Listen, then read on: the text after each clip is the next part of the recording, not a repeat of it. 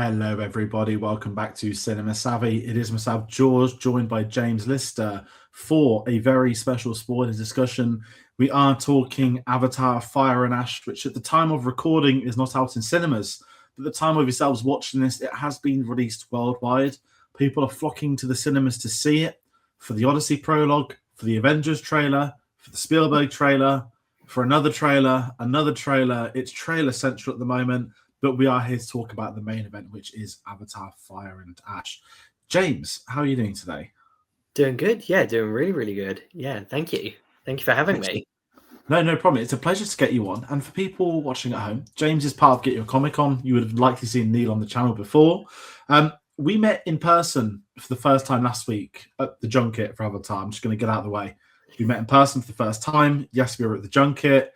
At the time this video going up, one interview will go up. There'll be 3 more across the next 3 weeks.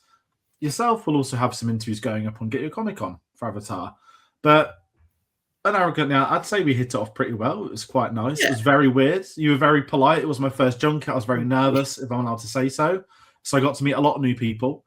And it was that, oh, you're Neil's friend or you're James. I've heard of you. You like Star Wars. And it's safe to say it clicked. And what I found out, and I did text this Neil. I haven't told you before we hit live. I texted him after. I was like, James really knows his stuff about Avatar. I was like, and I'm not. I was like, nobody in that room knew more than him about anything. And I had the DK dictionary next to me. I do like it. I think it's great. And the moment we sort of had that chat, I kind of knew I needed to politely ask you to get onto this. But that being said, I want to get a little bit more from you. Like, what is your history with Avatar? Just for people watching at home to get to know you a little bit. Talk us through maybe your history with it leading into Fire and Ash. Wow. I mean, I was 12 years old when the first one came out. I remember talking to some of the guys at the junket about this. My parents took me and my brother out of school to go and see the first Avatar movie, so we could avoid all the rush. And, you know, my parents both knew that we were really excited for it. I don't know what it was specifically. You know, when you watch films as a 12-year-old, the perspective is completely different. So I don't know specifically what it was, but I guess in terms of looking at it now, you know, as a grown-up, it's just like peak escapism. It's just, you know, the wonder of it all and just the creativity of it all. And yeah, I don't know, something just clicked and I got really, really into Avatar. And when I started writing for Get Your Comic On, the second movie was on the way, and I just wanted to get involved with it and use the platform to be able to not show off, but like be able to express my enthusiasm and my passion for it. And, you know, a platform like Get Your Comic On allows me to do that, you know, freely and without restraint, I guess. Yeah, and I quite like that as well. And you kind of onto something as well, that if I go back to my origin with Avatar, 2009 it came out, I was 13. I don't know if I told you the terrible story about Alvin the Chipmunk, the Squeakquel. So for context, December 2009, obviously I'm in year 9 at school, for British people that know their education system. And a few of my friends, 2 of them have got December birthdays, like 3 days apart from one of us. There was a group of us going to the cinema, and everyone was talking about this film called Avatar. And I find this fascinating because this would have been like around about now. It wouldn't have been post-Christmas. This would have been like the week before. So I can't remember how early in December Avatar came out, but everyone was talking about this film called Avatar. And I remember the poster, and there was a blue face. I did not see a trailer. YouTube wasn't, I guess it was a thing, but it wasn't like a thing like it is today. And I just heard about this film. The cinema was packed.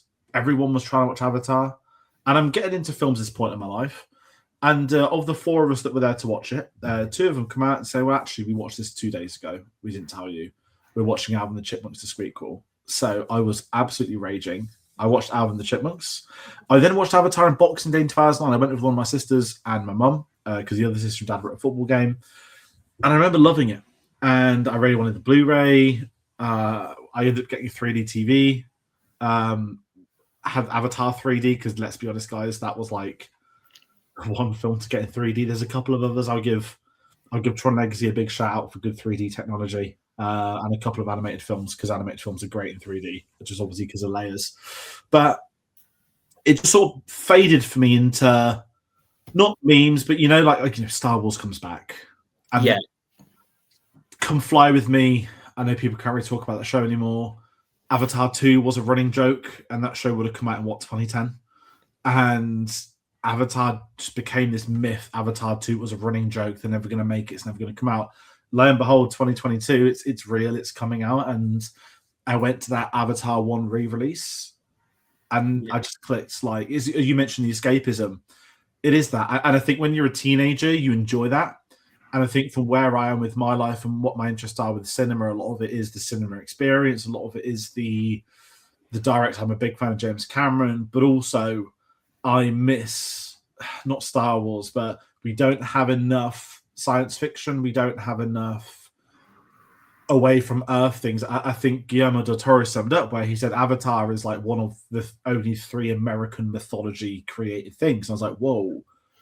I was like, I never thought of Avatar as mythology. I was like, but he's not wrong. Well, it's got a history. It's got, I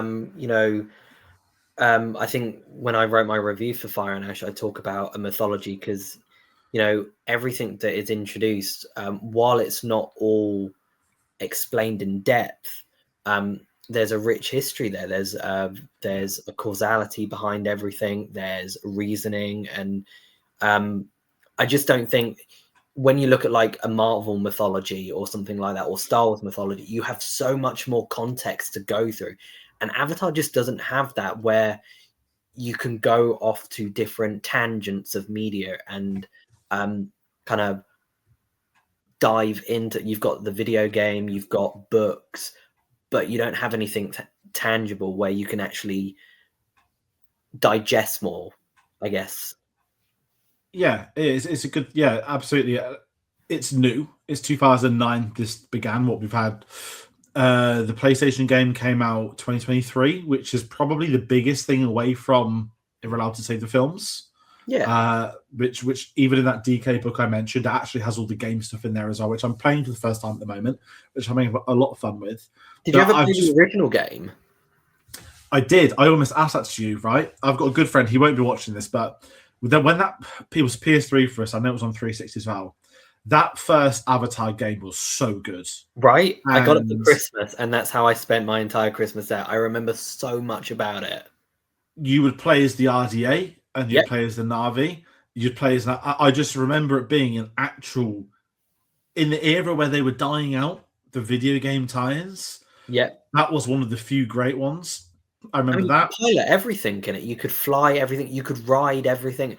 It was such a... Yeah, I absolutely loved it. I'm glad you brought up, because I also... And I think that's why I was excited for the Avatar game, the PS5 one. Not to be that guy. I didn't play it on launch because it wasn't first... I don't want to be a first-person Avatar. It's very petty, I know, but it's... When I think of first-person, right, I think of shooters, Call of Duty, the games I've spent many years playing. So when my friend texted me a couple months back, he's like, no, it's actually really good. I was like, yeah, mate, it's first person. He's like, oh, they're doing a free update in December. I was like, I'm in. And it turns out they're doing a 20-hour story DLC. Oh, wow. DLC is an unfair term. Expansion pack. Like it's set within Fire and Ash. And I'm like, that just doesn't happen anymore. Like, fair play for them for supporting it.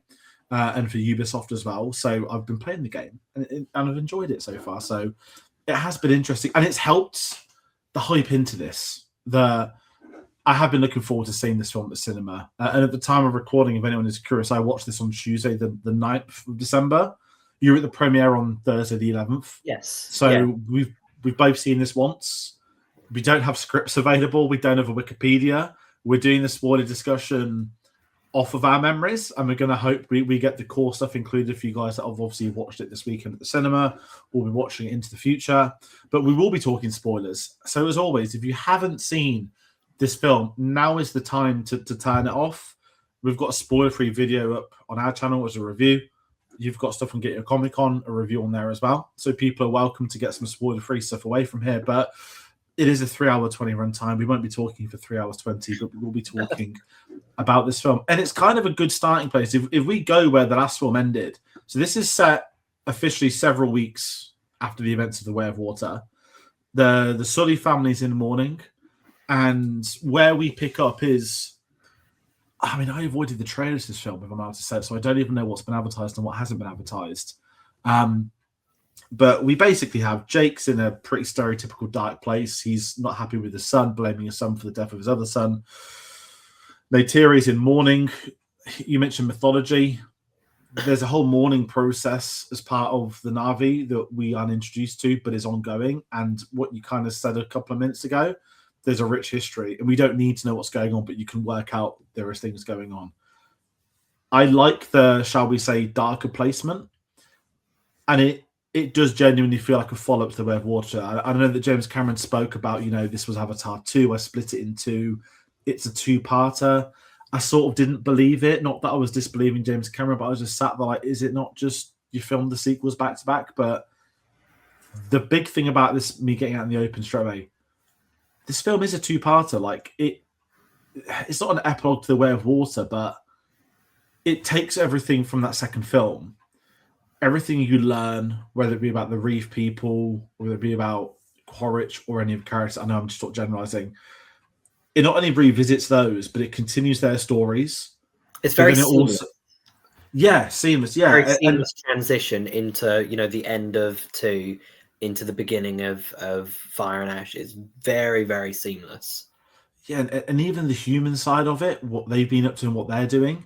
And I sort of really appreciate that, because it could have been a direct, could have just been another Where Water could have ended, and we could have picked up 2 years later. And it could have been a whole different thing, sort of, Yeah.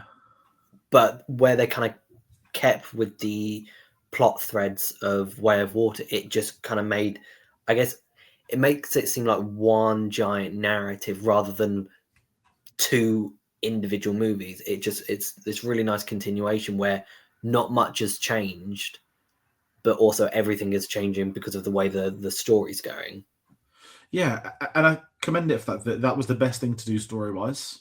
Obviously, it does make Way of Water a central viewing for anyone that ridiculously wouldn't have seen it before this. And I guess because of the marketing where, the second film's going to be about the water and the whales, and the third film's going to be about the ash, people might fairly assume it's going to be wildly different, but it really isn't. And I like where they put the Sully family in this. And one of the big talking points of this episode is going to be Spider, where he really is the story of this third film. He's living with them, with the Reef people. He is a risk. He's away from the humans. He's away from the civilization. They need to get him back there for his own safety, because they know that they cannot guarantee his safety being out there. On top of the fact Neytiri wants him gone because he's human, and the other instance going on, which kind of, I don't know how your reaction was when I first saw it, but when they were like, we're going to go on a family adventure to take him home, I was like, oh, this is where it's going to go to absolute shit. And not to sound sort of savage saying it, but I loved that, because it feels so James Cameron, where we're going to have this seamlessly little trip. We'll talk about the wind traders in a moment, but we know it's going to absolutely go wrong. And the pace of it to start it that way. I mean, what do you think of Spider? I mean, because I quite like the logic that, they do want to get him back, because it's not safe for him. He's a risk. He could also bring Quaritch with him. It's an interesting predicament for them to put the family in. Yeah, I think Spider as the character is interesting, because he completely changes the dynamic between what we know about Awa and what the Na'vi know about Awa, and that becomes clear later on. But I don't mind him as a character. I think he's a good way of shifting things along. But in terms of what I love about him, maybe not about his character, but what he evokes out of other characters, like Quaritch's relationship with Spider, Jake's relationship with Spider, and Neytiri's relationship with Spider. Yeah. Those 3 core relationships are so vastly different, and I think it just adds a really nice element of difference Yeah, I think there are some really strong scenes in there. The relationship between Jake and Spider takes a really surprising turn that I was not anticipating. And I love. Yeah. I was going to say, sorry, I mean, spoiler discussion, we can say it. I know we're jumping ahead, but the fact that Jake is literally about to kill him. It's like Of Mice and Men. He's. Yeah, takes Lenny out like Show Me the Rabbit. It's a really disturbing scene, if I'm allowed to say it, because at no point did I think, oh, he's not actually going to die. But then I'm sat there like, this is a James Cameron film, and he isn't afraid to kill off characters. But I was sat there like, is Quaritch going to rock up and see that Jake's about to kill his son? Is Neytiri going to, like, there were so many different scenarios in my head of what on earth was going to happen with Spider. And the moment that Jake actually just can't do it himself is kind of even scarier. Yeah. That he's the one that's about to do it. He's begging for his life and he can't do it. But that then makes it worse that he wasn't saved by someone else. But also I sat there like, oh, this is Spider's like turn to the dark side. He's going to escape from this and go full Quaritch. And it doesn't.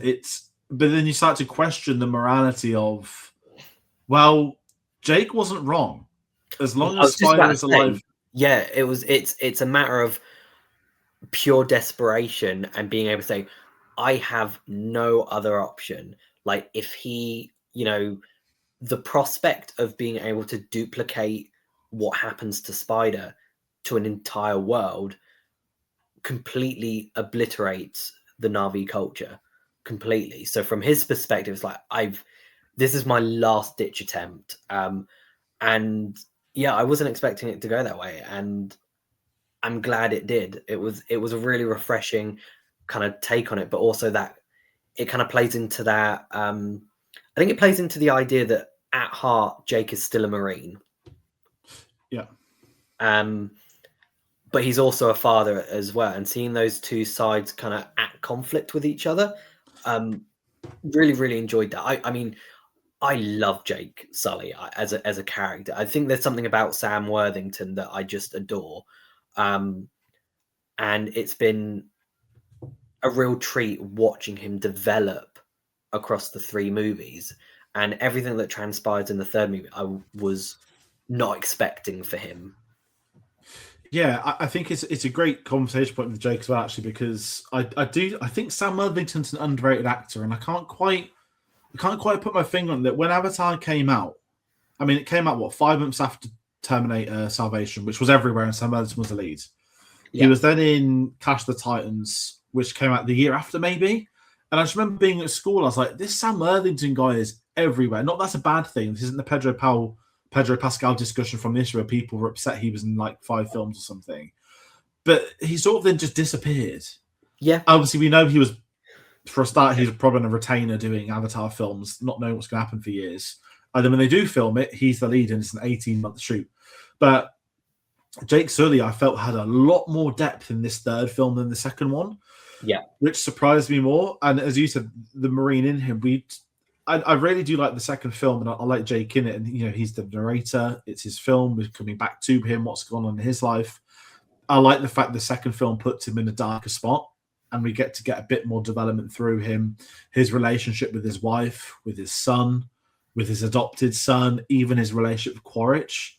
I think he gets a lot more to do in this, which is kind of ironic, given it's still his trilogy to an extent. Yeah. But he's definitely come on leaps and bounds in this third one. And maybe that's the second film. Maybe the second film is slowly setting all that up for it to then sort of snowball in that third one. Everything's clicking as to why he's the way he is. And yeah, his relationship to Spider is key to that. And kind of where I want to go with sticking with Jake is the concept of the wind traders as well. I loved this. So he knows he needs to get spiders to humans. I have to talk about David Thewlis. I knew David Thewlis was going to be in an Avatar film. I saw he was in the marketing. He was in the clip they released online. Tell me if I'm wrong. It's the first time I've looked at an Avatar where I immediately knew the actor without a millisecond of doubt. That's David Thewlis as an Avatar. Because I don't think Jake Sully looks like Sam Worthington. I don't think Zoe Saldana looks... No, I don't. Maybe it's the dreadlocks now. I don't see it as much, but I think even between the characters, it's Sam Worthington's Jake and even Quaritch's. I think they look identical. Quaritch I see more. Yeah. But when I was looking at Davis, I was literally sat there like, that's Professor Lupin as an avatar. Like, he didn't even need to speak, and I don't know. It's a compliment, and it's not a criticism of the other avatars, but I was just sat there like it. It almost looks like prosthetics. The visuals were that good Oh, that it could have been, and I guess because he's in a costume, he's got this amazing robe. He's part of I don't want to sound horrible in calling the Wind Trader gypsies. I don't know what our Earth comparison would be, but the concept is they have caravans, they are travelers, and they are trading goods. Maybe more so like the Romany gypsies that would go around in the wagons with the horses. Yeah. Maybe that's what I mean in the right term, not a criticism. But I loved this idea of this new tribe because they've been hyped up a lot, and I'm just gonna say it's not a criticism of the film.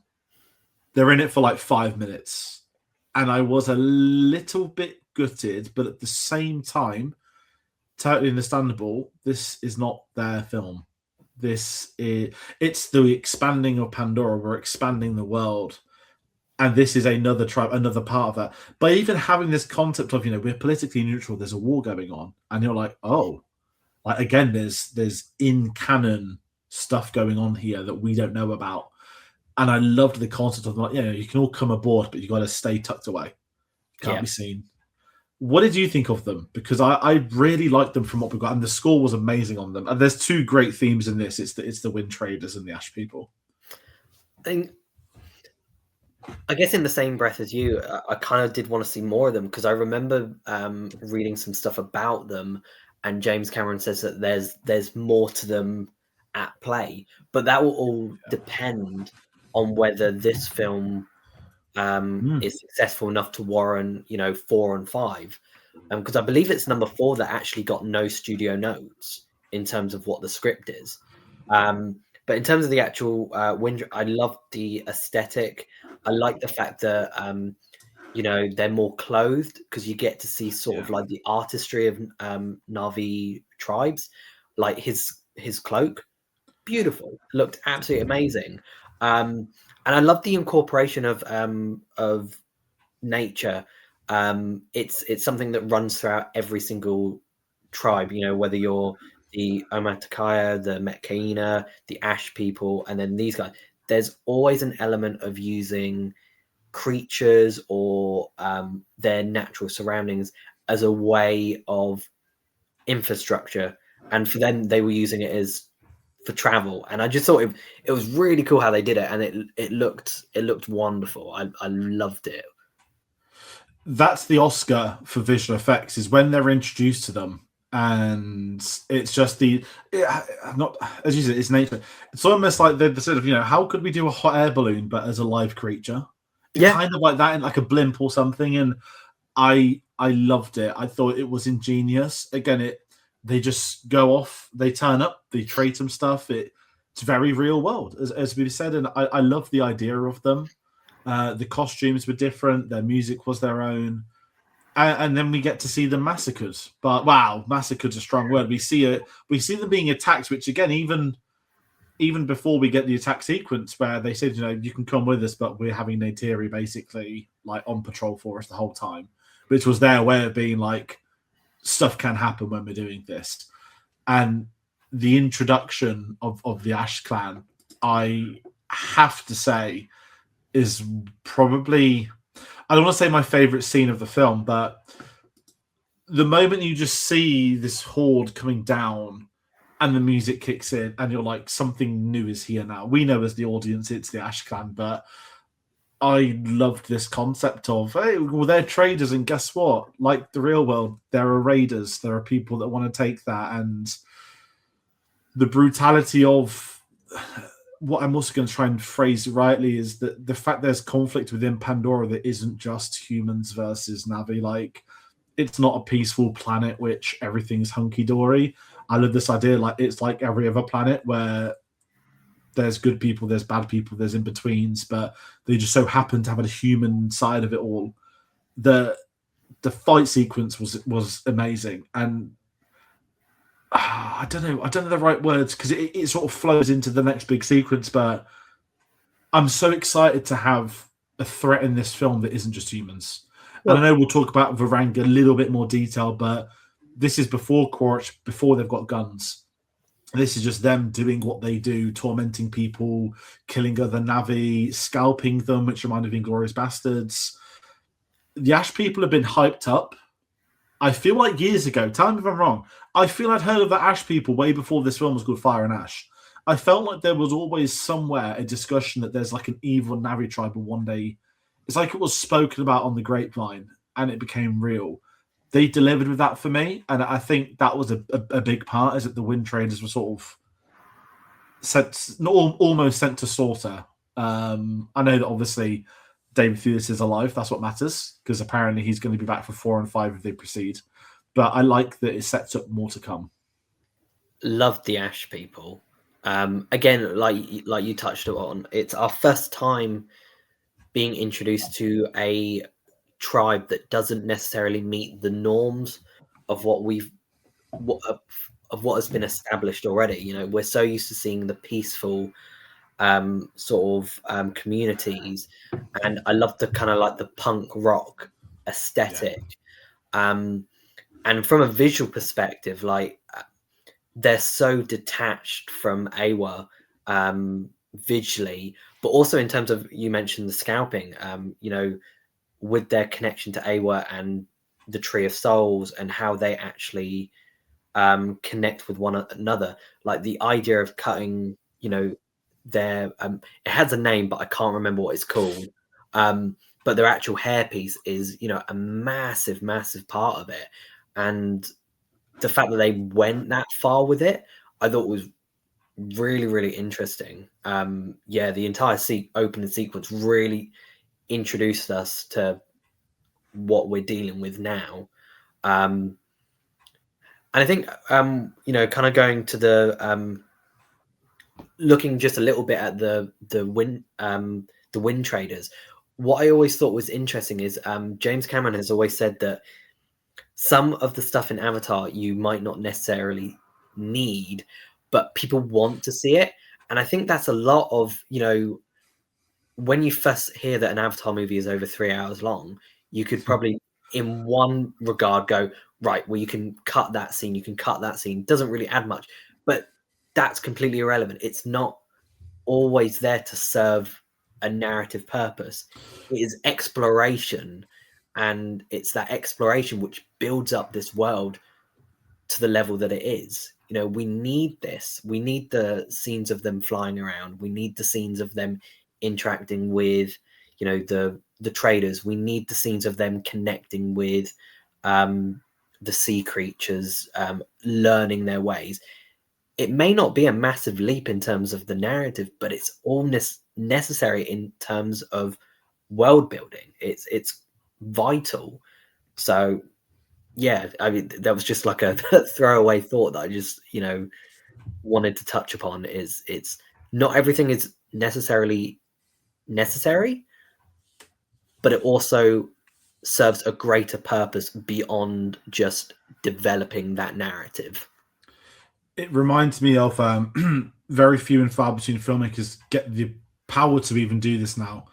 It's the George Lucas vibe. It's the, I'm going to make my Star Wars prequels exactly the way I want to make my Star Wars prequels. People don't always put Jar Jar Binks in it. Well, guess what? They're my film, so I'm going to do it.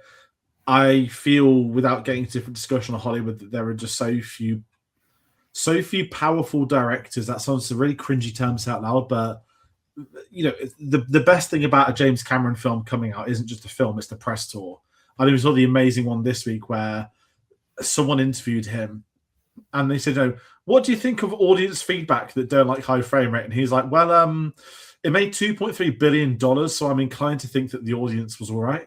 And I was just sat there like, the famous one when he wanted to make Avatar and Fox said no. He's like, "You're sat in the building that Titanic paid for."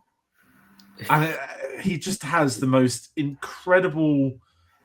I don't even think he says it in like an arrogant, attention-seeking way. That's just how he is as a filmmaker. Yeah. And George Lucas is one of them. Nolan's obviously one of them, but on a press tour, he's gonna be very civil and professional. And it is right that people don't just go to Avatar to watch the story; they're there to go to Pandora. I'm not calling it a theme park because that sounds disrespectful, but I'm looking at the comparison. There is a literal Pandora within Disney already. Yeah. It's the environment, it's the world. People want to go there, and these films are expanding that. These films are developing more. And the more tribes you introduce, the more content. I mean, even if you think about it, the second film, it didn't need to leave the forests. But by doing so, we kind of go to a whole new world. We get all the water filming, we get the new technical developments, we get new characters, new clans. That puts us on the story of where this one goes. And we kind of basically don't go to the forest. And we're in the forest a little bit in this film, but not a lot, which is fine. No. I've got no problem with that. But it feels expansive, and that's what I want from an Avatar film. When I go to the cinema, I want to see what's James Cameron been coming up with, and the Wind Traders are that, the Ash people are that. Even when I work for everyone, even the human side of things, where we're seeing them building up this brand new city that is yet to officially open, if we can say that. We get to explore it, don't we? In Way of Water, we only ever see inside the comm room where they're communicating, and we only ever see the walls that are patrolled by, the big amp suits and turrets. But we actually get to visit and go inside it more. There are people that live there. We're so used to this idea that people work there, but there are actually people that have day-to-day lives there. And I think you get to see a little bit of that through our visit there. And again, two very contradictory sort of images. You have kind of the industrialization of the human race that are basically doing what they did to Earth on Pandora. If you told me that was Earth, I wouldn't have been able to argue against it, because it's what humans do. And then you have the various sides of Pandora, and it's always a really nice contrast between the two. Just heavy steel and sparks versus the various trees and clear blue waters. I like spending time with the humans because you get to see that. I think Quaritch is key with this film in particular. That the second film does a great job, right? You're bringing back this iconic villain, and it's going to be very simple. You've got his memories, you've got his history. You are him, but you're not him, but you are him. Go and kill Jake Sully. Easy for Way of Water, it works. And what I really like with this film, because one of my only worries, and as this for a while, is that James Cameron has always gone on record to say Quaritch will be the villain in all 5 Avatar films. He's going to be the villain the entire time. And I've always thought, how do you play that? How can you say that so early? And with this third one, I love it because kind of his opening is the Ash people have already been and gone. He's now shitting himself thinking, is my son okay? And we get him working with Jake within, the first 20 minutes of the film? Yeah. You've got Quaritch and Jake working together, and I love this. And straight away I was like, okay, not the old enemy of the enemy is my friend, but I was sat there we're going to get a different Quaritch. These two guys aren't going to be mates, but are they going to build the respectful bond to maybe, nod their heads at one moment to let the other go for a couple of minutes? A lot of ambiguity. I love their relationship. It's kind of with Quaritch, it's fascinating. If you pin it down to thoughts I was in the car earlier, I don't know how this hit me, but if he's got Quaritch's memories, right?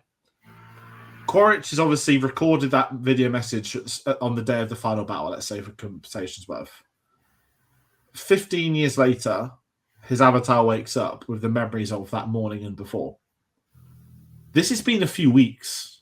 So he's basically still living in the mindset of Quaritch of 15 years ago, that this guy betrayed me, I took him under my wing, I taught him everything that's to know. With Jake Sully, this is a ghost of 15 years ago. Yeah, I've lived my life, I've got my family, I've got my new world. And it's not criticism from that doesn't explore this, but I love the idea that Quaritch is almost an infant for the Na'vi, for Pandora. And I like that in this film, where I think Jake is getting to his best, is saying, open your eyes. You might have his memories, but you aren't him. You're free. You have freedom, and you didn't have that before. You can go and do your own thing. and I really like their relationship. I love where it goes in the aspect that Quaritch, I'm just going to say, and Varang are like the hot power couple, if that's really freaky or not to say. What they do with the Ash Clan, with Quaritch's military tactic of, well, let's, arm the natives. Let's get some real world comparisons in here. I can't specify real life historic events, but it's not hard to see every few years when, a rebel cell ends up, you're finding out in terrorist organization news was, guess what? It was funded by the Brits or the Americans 30 years ago because they politically needed their help. It's a historic significance. And I asked it to Steve Lang on the Instagram, and I'll say that now. I try to delicately ask it is probably the right way because I don't want it for me to look like I'm criticizing like him or anything. But I love the power game between Quaritch. Is it creepy? Say I like their relationship. Oh, it's no, not at all, because they're magnetic is the term. They were mesmerizing. Honestly, I loved watching those two interact. For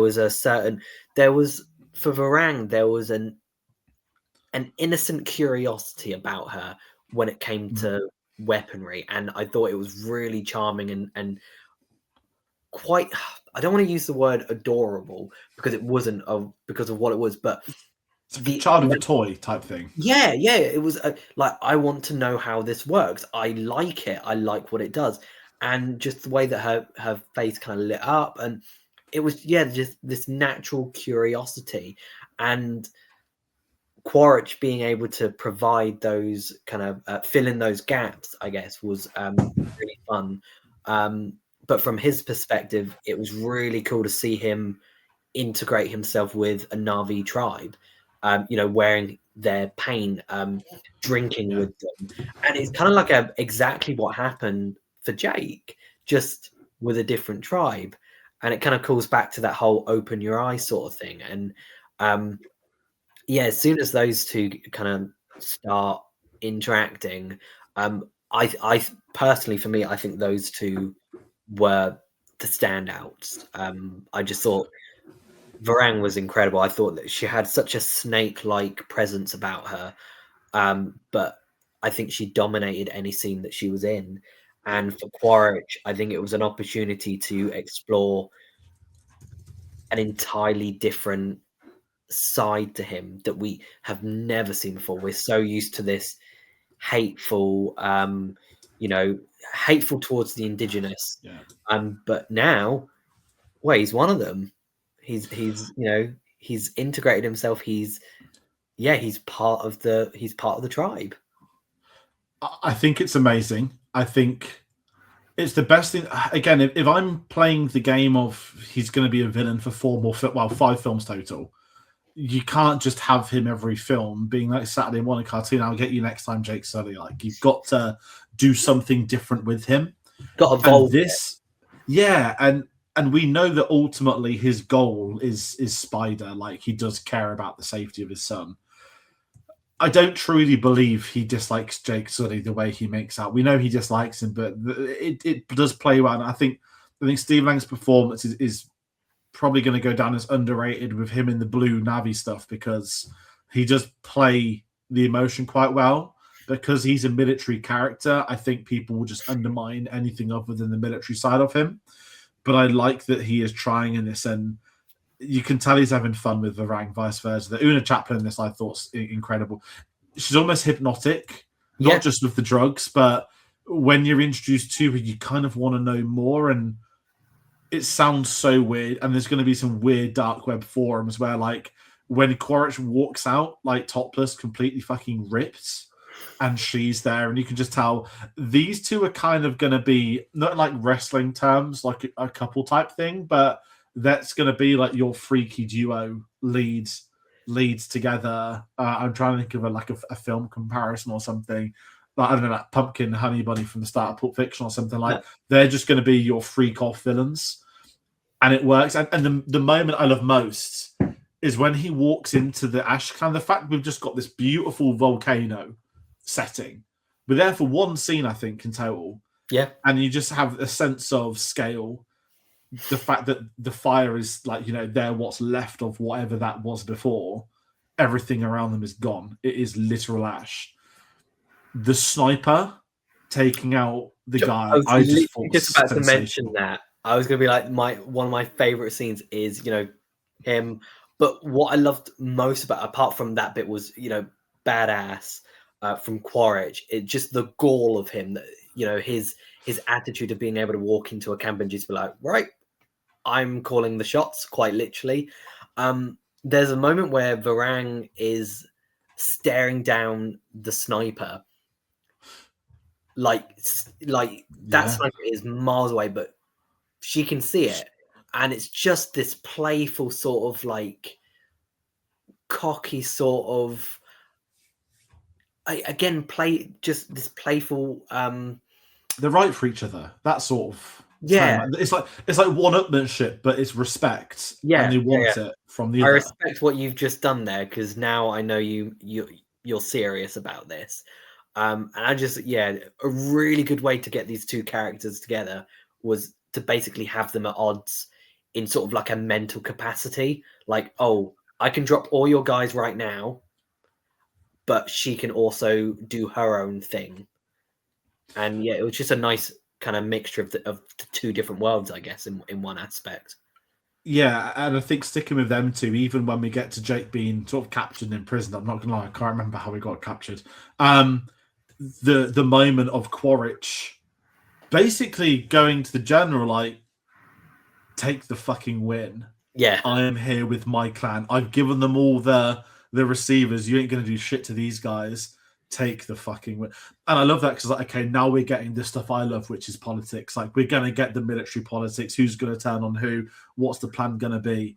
And there is the reluctance that, okay, the Na'vi are gonna have to sit with some of the humans. The humans aren't gonna like it, but these are the ones that want it. Quaritch is seen as a hero again back on Earth. And even this is something I loved. It sounds so weird to jump ahead, but the TV broadcasts when they're sat there like the Earth's biggest traitor, like set for fire. So like seeing the news, but in there I was like, oh, I'm loving this. Because I did wonder when they first kidnapped Jake, well, not kidnapped, when they took Jake, I was like, they're not going to ship him to Earth. I was like, that's not going to be how we get Avatar 4 and 5, is him getting to Earth, to face court.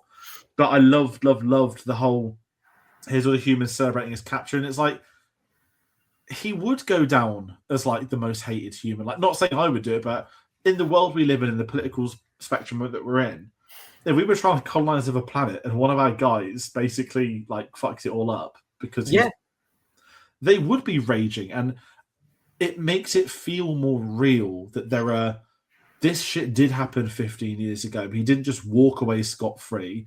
It plays up the angle of him betraying his own race to a point of view. And I think it does such a good job with those moments. And whilst they're worshipping Quaritch, you also know at the same time they don't like the fact that he's a Na'vi, that they know he's not a human, and that they're a little bit afraid of him equally. So there's a lot to love. And I think that's something Cameron's been underrated this. Whilst we spoke about how beautiful Pandora is and how great Pandora is, he's slowly bringing in all the human side. And without jumping too far ahead, we've all heard the stories that they want to get Neytiri to Earth at some point in a future Avatar film. I should say to the end, but I want to ask you this now, actually. I want to see Earth in a future Avatar film, but I would not want to see the Pandora characters coming to Earth. I would like to have a contextual scene of, hey, this is what's happened on Earth, here's the state of Earth, but I don't know if it just makes me sound a bit of a loser or doubtful, but I don't know if it disrupts it to take the series away from Pandora, or that would just be the cliffhanger of 4. Do you know what I mean? Yeah. I'd be intrigued to see what they do. Wherever the story takes us, if it takes us to Earth, so be it. But I think Avatar's strength has always been in Pandora.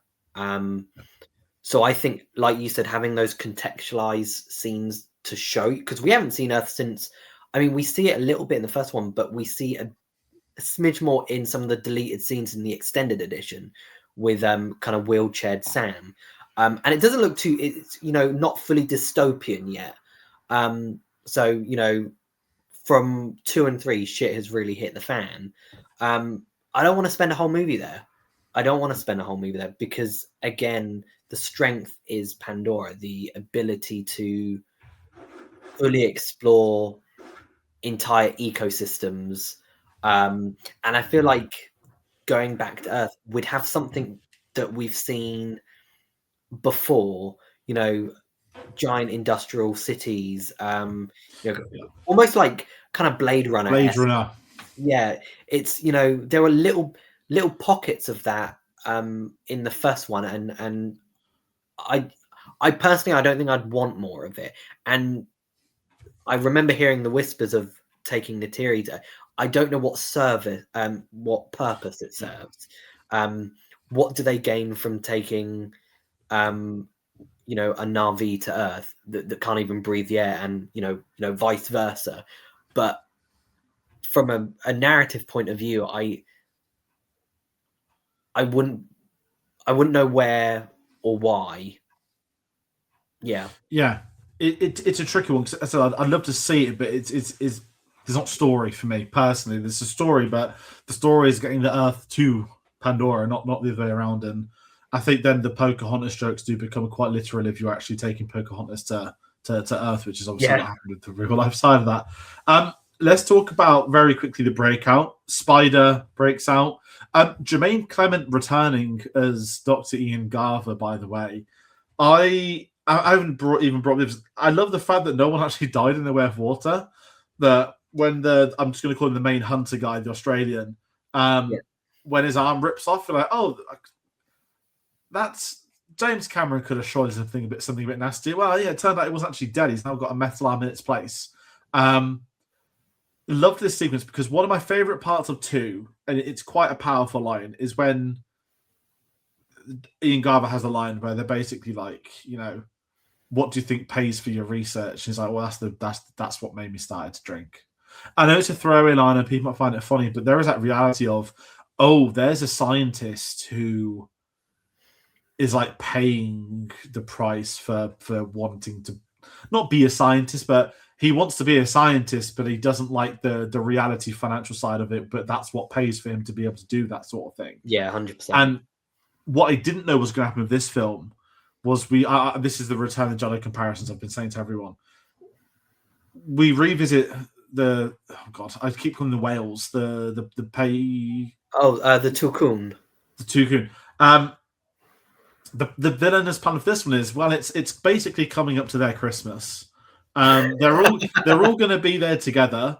All of the families, young, old, women, children, they're going to be in that little area. Let's just wipe them out, and we'll have the biggest payday ever. And I was just sat there like, James Cameron again knows how to do villains. It's 2-dimensional. There's a lot of things going on in this film, but let's set the scene of what is going to be like the big moment.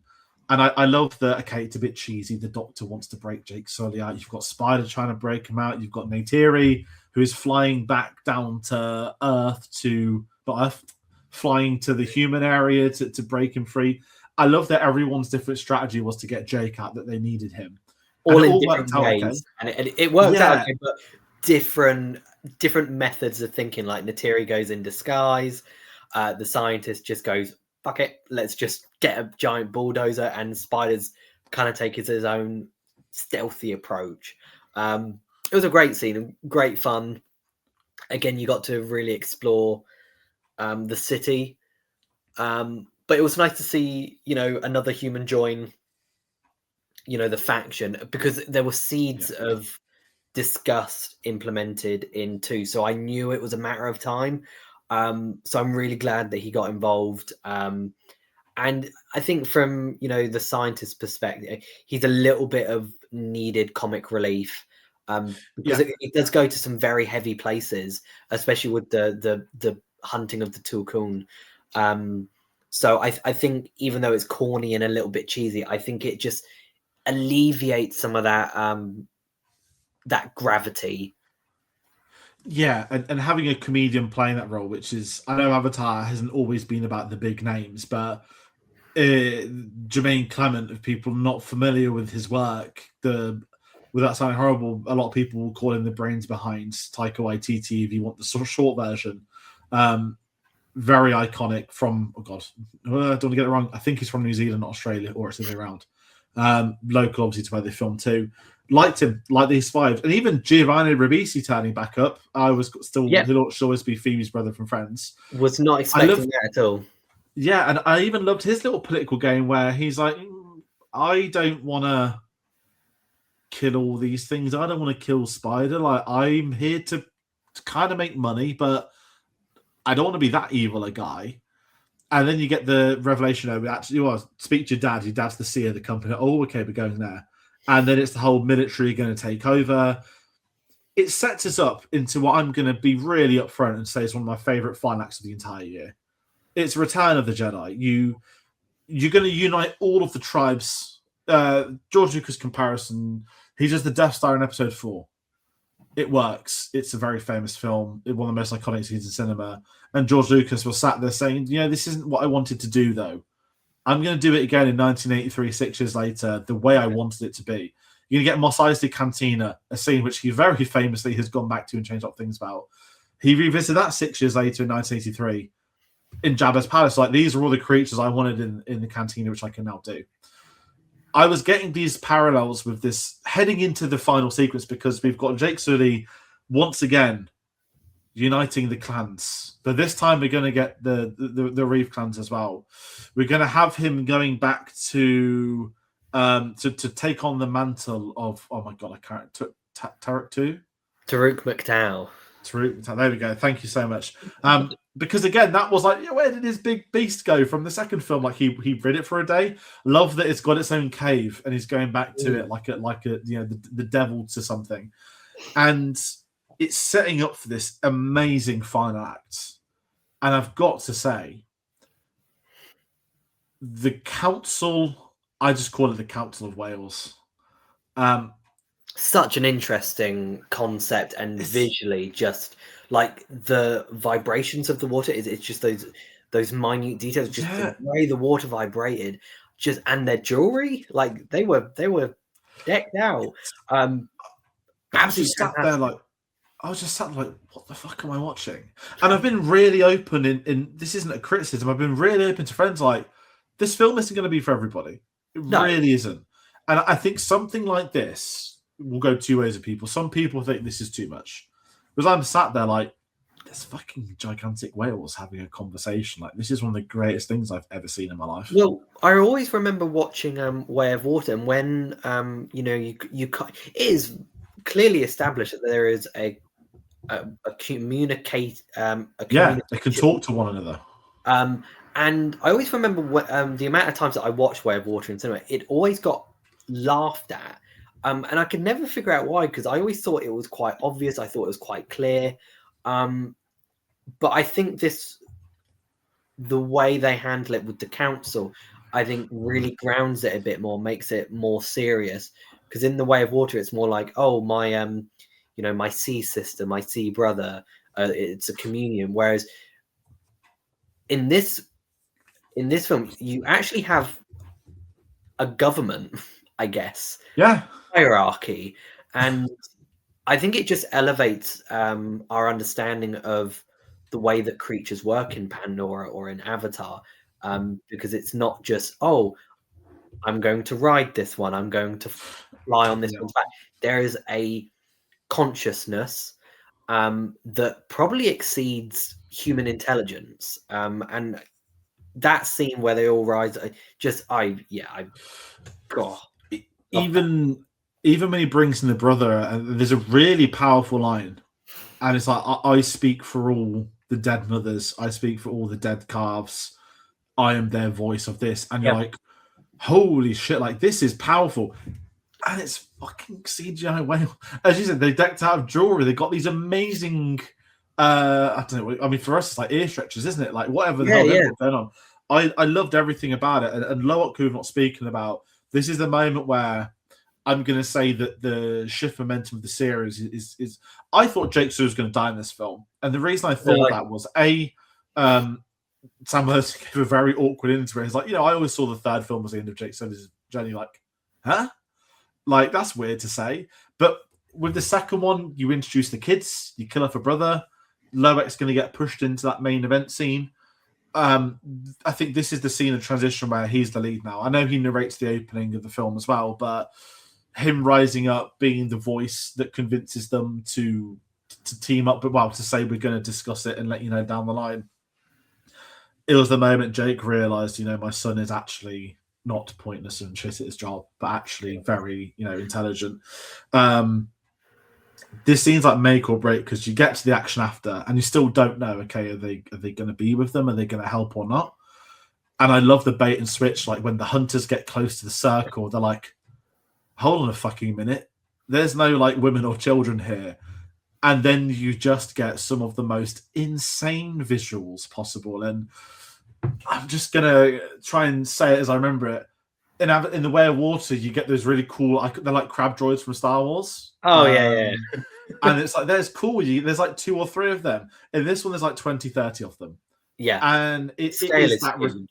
it's that return of the Jedi that, okay, less is more sometimes, but when it's a final act and it is all or nothing on the line, more is better. And the structure of the final act, the fact that let's say the natives for short term are winning by a mile, they are destroying the humans, it's not going well. Without me generalizing, you bring in the Ash clan who have ignored their orders to stay at the base, who turn the tide of the war, who then have everything going against the natives. We got Kate Winslet being killed. We got that random kid with the perm. Yeah. Don't know how they've got perms, but they do. And you start to feel, Jake's been shot in the knee, animals are dying, and then we get the most insane biblical moment of the year in cinema of everyone uniting to go to Awa, and we see Awa's face. Yeah, it's like a giant representation. That was one giant baby born. Yeah, it was. One thing I was never expecting was to have this physical representation, but I'm glad that we got some sort of clarity in terms of Kiri's relationship with Awa. Yeah, because it was very turbulent. But kind of going back to that final act, it always kind of reminded me of akin to Return of the King in some aspects. Just so much bigger in scope and scale, and all the elements coming together, but also different shifting perspectives as well. Me and my brother, who are big Avatar fanatics, we're obsessed with the final battle in the first movie. Actually obsessed. We'll just watch it. We don't have to watch the whole movie. We'll start it from when Jake starts rallying the clans, and we'll just be like, cool, we're going to stick this on for 40 minutes because everything in that battle is just perfect. It is one of the coolest battle sequences I've ever seen. And I was always a bit scared of whether it was going to even come close to it. And I think it's neck and neck. Like that final battle sequence, and just not only the length of it, because I love me a long battle, but also just the creativity behind it. And there's that one shot, you mentioned that when everything is working against the Ash clan arrive, and it's just as the eclipse is happening, and you see these silhouettes of their Ikran, and I was just like, that is, okay, that was the hairs stood up on my arm at that point. That shot alone was worth it. It's remarkable because as you said, it's rightfully compared to the first one, very similar. And I know it has been a criticism that it's too repetitive of the first. And I get that some people have that criticism. Personally, I enjoy that. I think a lot of the general audience are going to love it if they can last that long. And what it does with that is it brings in those religious themes that nature rises up against the monsters that shouldn't be there. Even when Jake Sully's beast, Ikram, not his Ikram, but I forgot the name of the one he gets in the first one. Oh, Taruk. I do know its name. I just can't pronounce it. It's got like an entire name, like its reputation, well, hasn't it? Like the Shadow or something like that, isn't it? Last Shadow. That's it. That is dead, and even that then rises up through the power of Awa. I was so scared that he was gone. I was like, they can't kill Taruk. This is then it. that shot of him like roaring, and then suddenly hundreds of Ikran arriving. I was like, it was just just those crowd pleaser moments that James Cameron just really, really nails. He's always been so good at, and what I even love. Do you think you're done? No, you're not done, because now we're going to have Jake Sully versus Quaritch again. But this time, okay, what can we do this time? Let's have them on. Basically, I don't even know what you'd call it. A magnetized, a gravity field. Yeah, fuck it. It's like Revenge of the Sith. Like Anakin versus Obi-Wan. Yeah, okay, stick on a volcano planet. Whereas this time it's like have these two fighting, but on a gravity field this time, and we're going to have the ship going up slowly as well, and we're going to have the family involved, and the final fight's good.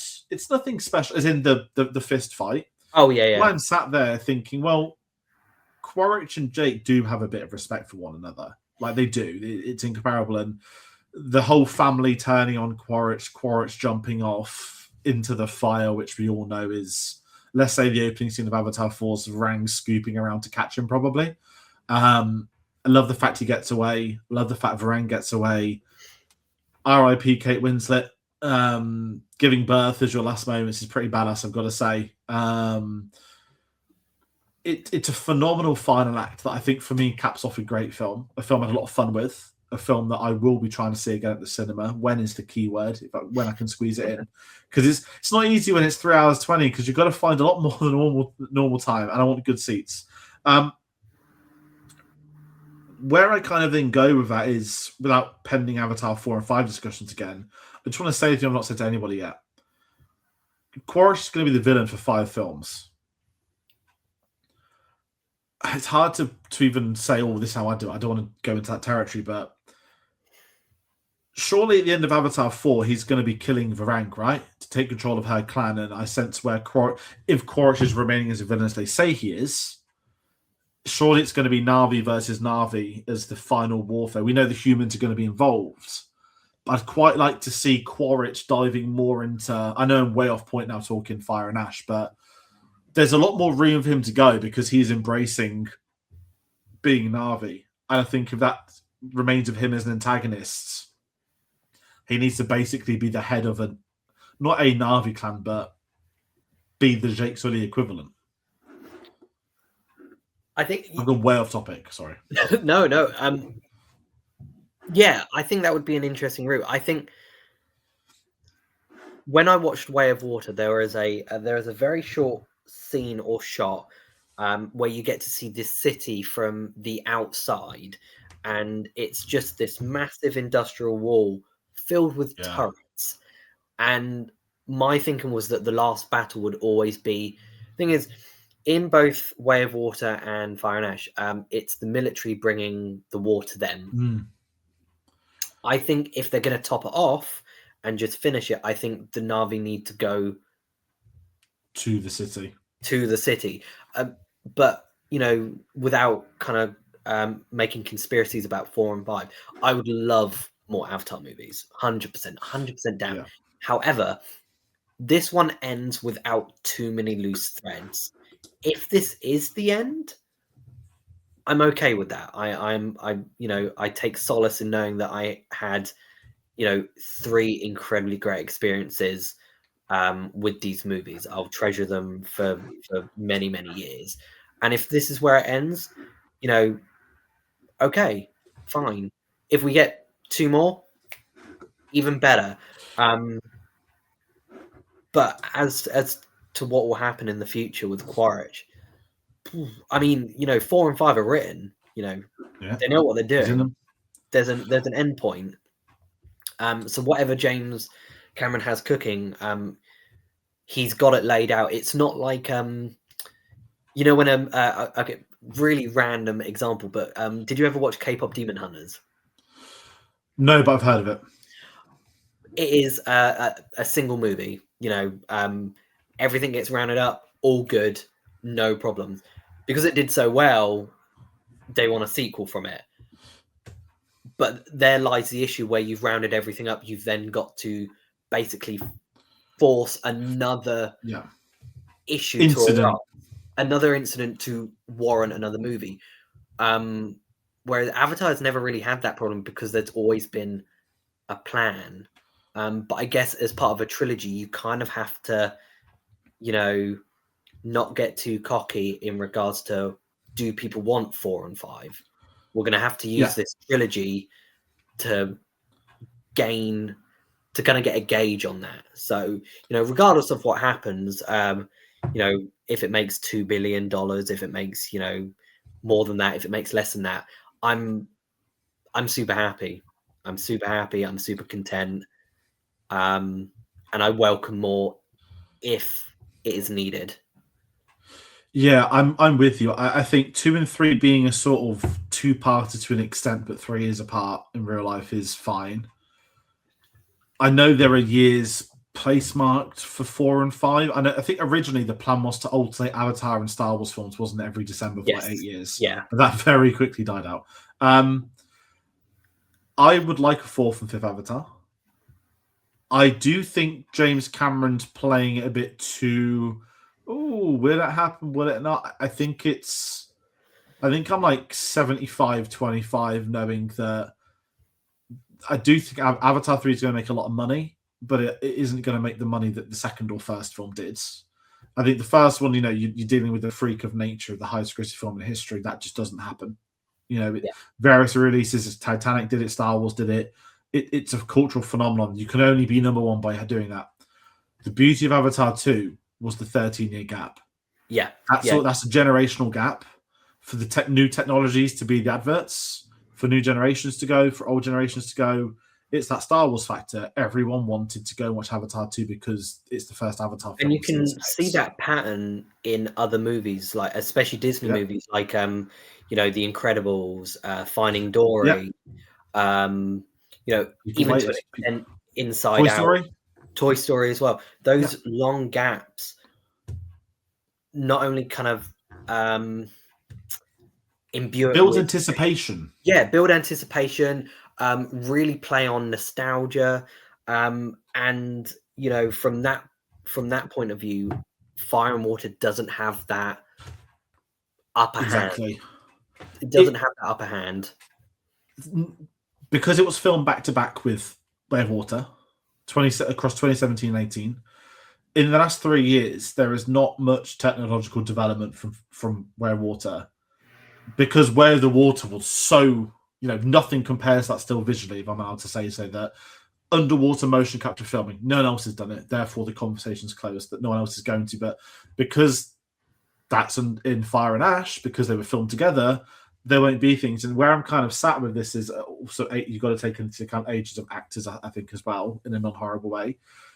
I don't mind if there's a bit of a gap. I'm not saying the 13-year gap, but originally they wanted one every 2 years. Yeah. I wouldn't be surprised if, let's say, they do want to do Avatar 4. I think Disney will. I think so. The film's going to make money. Yes, it might not make $2 billion. If it makes $1.5 billion, it's still going to make profit. Is there a theme park at Disney which is basically printing cash for them with the brand? Yes, there is. Is this a franchise? Yes, it is. Will the old ones make more money when it gets released again? Yes, it will. I think it's more when, not if. I know James Cameron spoke about wanting to do this. I don't know if it's World War II Japan nuclear bomb. He's wrote a book, I think he has, or been involved in writing a book. He wants to make that into a film. Whether he does that next, I also don't think so. I think he will go into 4 and 5. I think he'll want to get them done, but I don't think he'll rush. I think maybe you could see like a 4 to 5 year gap, if I'm allowed to say so. That we know they've already filmed a chunk of Avatar 4 because they're going to do a big age jump in that film itself, which is great. Nothing to worry about Stranger Things wise. Isn't it all down to Spider as well, isn't it? Because he's the human actor that obviously looks nothing like he was obviously 8 years ago because he's still young. But as you said, if it ended with 3, I'm fine. Not a problem. Great trilogy ending. But I think it would be a double announcement of we're doing 4 and 5. It won't just be we're doing 4, maybe 5. It will be we're going to do both. We're going to round out both. And then that's Avatar. Said, done, Cameron era, until he wants to maybe Star Wars it with the aspect of expanded universes, which I'm sure is on the table at some point. I mean, there's so much, you can do there. I mean, what about, exploring Pandora pre Jake Sully? You could go down a Game of Thrones route where you've got prequel series, you've got, what about books, more games? There's so many potential avenues that Avatar can take.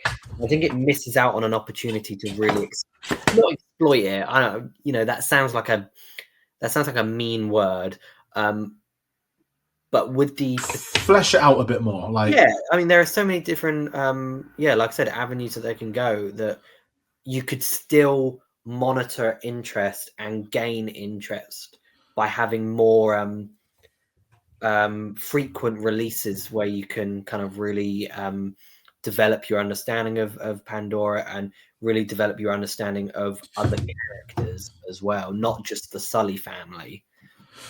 Agreed. I think, and I know that James Cameron spoke about other directors one day wanting to get involved. I think Cameron would direct 4 and 5 still. Yeah. But it's very open, the idea, and the exploration is there for them to do what they're like in the years that follow. I do think, was it D23 next year or the year after? It'll be next year. Wouldn't be surprised if D23 next year, hey guys, we're officially making Avatar 4, unless this is somehow the biggest bomb ever made, which this film could make $10, right? And between 3 Avatar films, they've still grossed over $5 billion. Do you know what I mean?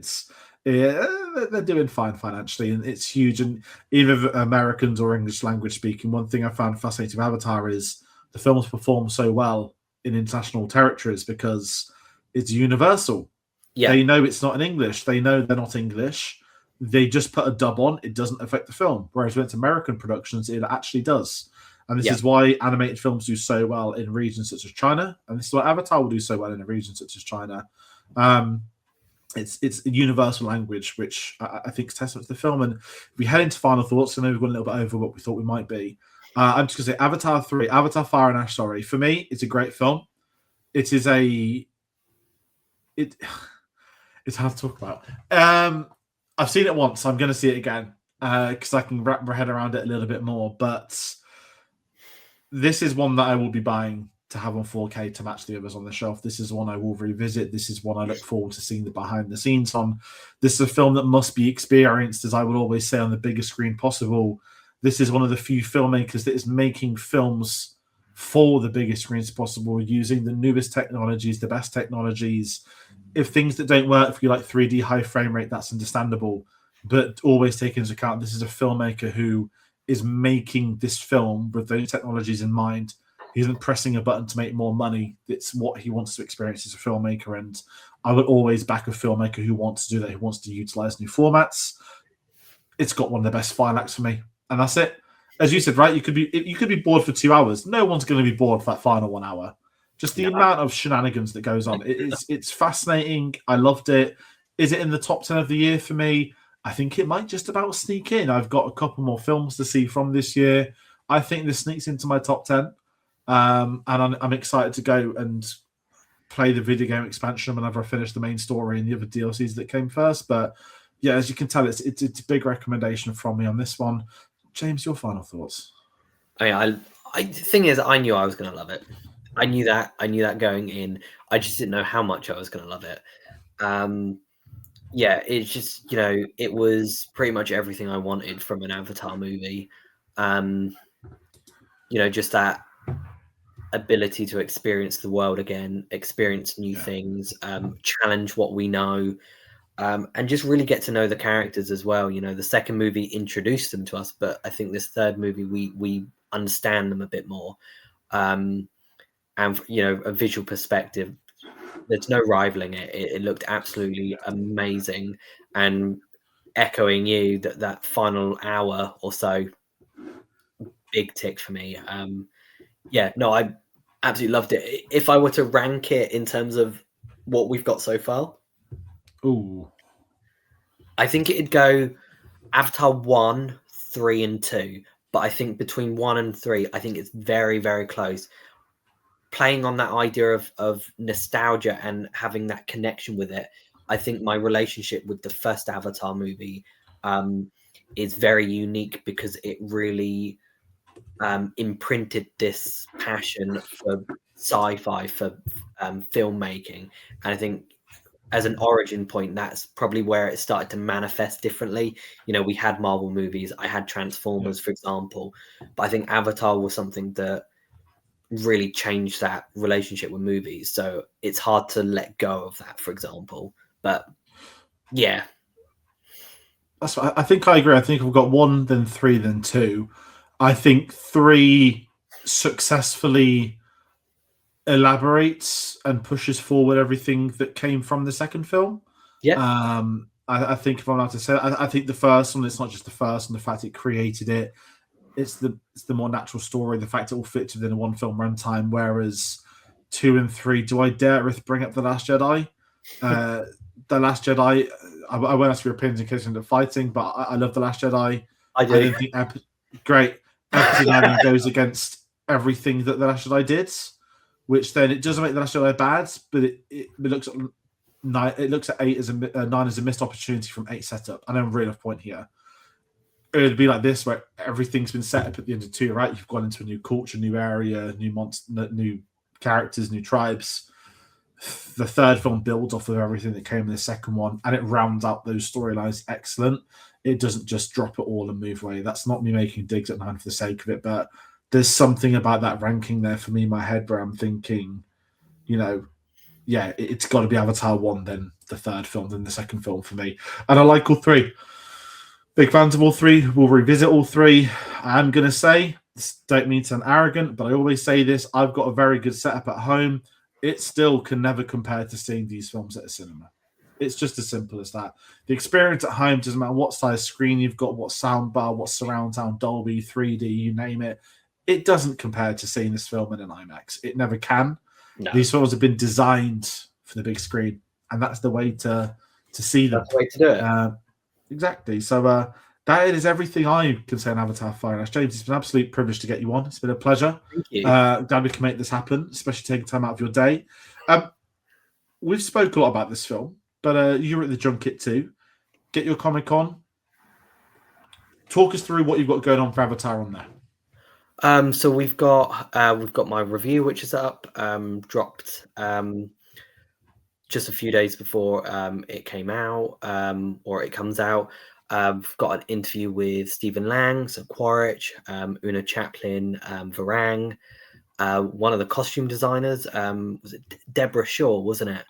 Deborah L. Scott. That's it. Absolutely lovely person to talk to. And again, just very illuminating on an element of filmmaking that a lot of casual audiences don't really understand. So that was a really, really nice opportunity. And Simon Franklin, the film's composer, who kind of took on from James Horner after he passed away. So they'll be coming up on the website, and I'm really, really excited for everyone to see them. They're a good bunch of interviews, I think. At least I hope so, anyway. Definitely. I'll be reading them out. We'll have the same 4 on our channel as well. I'm curious if you have any cross questions. Yeah, that would be interesting. Something I will tell you, which I sort of got told, because I know you were at Avatar in concert at the Royal Albert Hall. Yes. They are planning on doing 2 and 3 in concert. And you're kidding. That is going to be in my video, which is going to come up at the end of December, I think. I think the 29th. I think the 29th is when the Simon Franklin interview is going up. I basically just spoke about the fact that, hey, you've done Avatar in concert. We've now got 3 films, a game, a theme park. Do you want to basically John Williams it and do like Pandora in concert or something? He spoke about doing Avatar 2 and 3.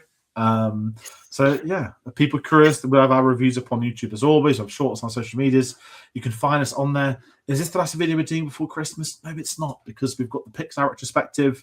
We will have our review up on Finding Nemo on the 23rd. I've recorded so many of these in advance. I never know what is coming out. But yes, Finding Nemo is this Tuesday. It's been very busy on the channel. Thank you all so much for your support. There'll be some more of the Christmas stuff going on too.